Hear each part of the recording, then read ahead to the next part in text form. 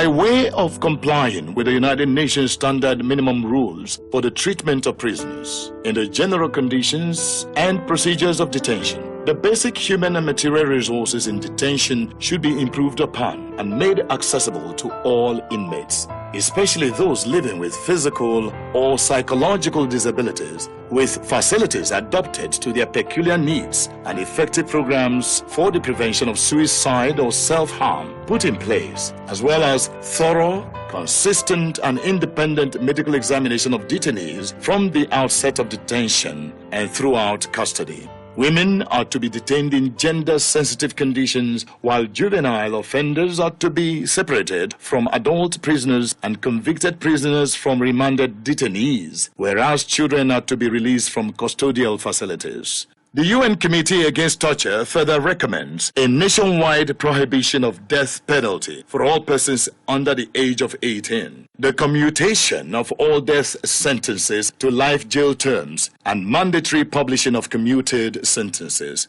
All incidents of death in custody are to be properly compiled and thoroughly investigated, including by means of independent forensic examination. It is the right of the detainee to be brought promptly before a judge or freed. It is also your right to challenge the legality of your arrest and detention at any stage. Do I have such right? Yes, you do, and many more. It is equally your right to have adequate information about the charges against you. You also have right to inform a relative or someone of choice about your arrests and detention. You also have right to prompt medical examination, and you have a right to a lawyer or free legal aid representation throughout the proceeding. How possible is that?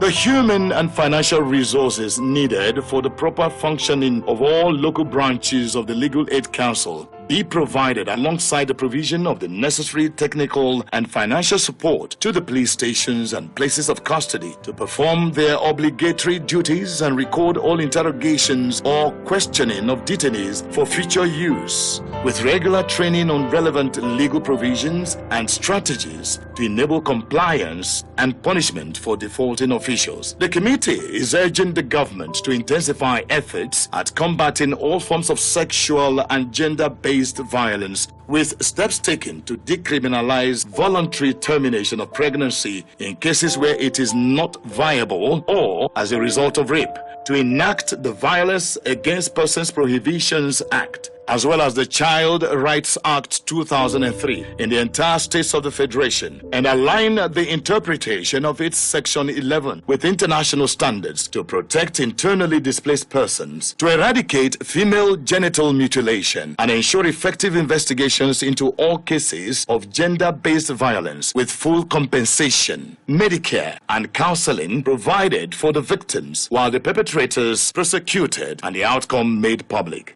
If we are able to implement the committee report, the institutions responsible for ensuring that human rights is protected, promoted, and defended in this country will be enhanced to do its work very well. If we implement the committee reports, we can now begin to hold people accountable for the crimes that they commit. If we implement the committee report, we can begin to have compliance with human rights policing. If we implement the committee reports, we can now begin to have more confidence. The populace, the citizens will now begin to have confidence on the state security actors that they will be able to fully protect them, secure their life. And when we have this confidence, you can now begin to see that the people will begin to collaborate, cooperate with security agencies to do their work. And that will, of course, lead to enhanced public safety and security. As a matter of fact, when you have a system that respects human rights, a system that represents or respects due process and rule of law, even business investment, people who want to come and do business in your country, but when people think that it's like a jungle justice, they won't come. Okay, they won't come. And there's also this whole process clusters your criminal justice system. Only how wish we know what is happening in the criminal justice system. It is a terrible situation. There were times when you cannot even talk if you were tortured by law enforcement agents. Today, If military touches anybody today, they will scream to the high heavens. Nothing will happen to you. If the police touches you today, you can scream to the high heavens. You can even go to the television and shout it and call the name of the officer. Today, we have a Human Rights Commission. We didn't have one before.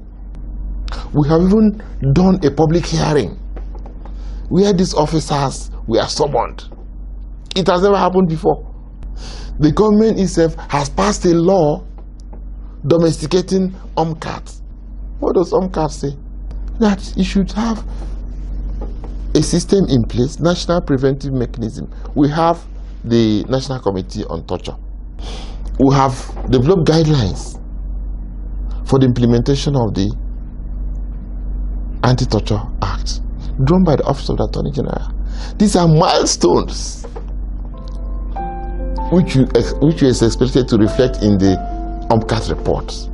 While urging the Nigerian government to consider making the declarations under Articles 21 and 22 of the United Nations Convention Against Torture and to ratify any core United Nations human rights treaties to which it is not yet a party, the Committee Against Torture calls upon the government to comply with its reporting obligations under Article 19 of the Convention and to provide by December 3, 2022, information on the follow-up to the committee's recommendation.